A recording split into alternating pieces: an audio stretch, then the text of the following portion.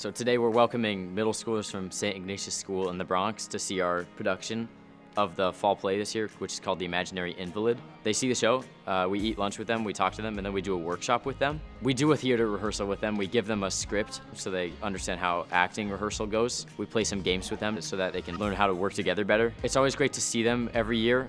They do a lot of things for us. They're always one of our best audiences, just in terms of like the energy we give them when we're acting, and then the energy they give us back. It's a great feeling. It keeps the energy of the show high. I love talking to them after the show, just getting to know what they thought, how it compares to past shows they've seen us do. Doing a workshop with them afterwards is always a really great time, showing them how high schoolers do theater and hopefully to inspire them to do theater one day. I am most excited for students who might be in their shell or shy to be put in a new environment that might break them out of that comfort zone and allow them to be as bold as possible. I think being involved in Prep's theater program helped me personally grow as a performer and as a person. It made me comfortable in my own skin and also connect with audiences and people of diverse backgrounds. I was a lot shyer a few years ago, and doing theater here, being part of Prep Players, it's helped me put myself out there more. Acting has helped me understand how people work in the world better. I think today connects to our Jesuit mission because the Prep Players are able to give back and connect with students from St. Ignatius. And I think there's a great power in the big kid and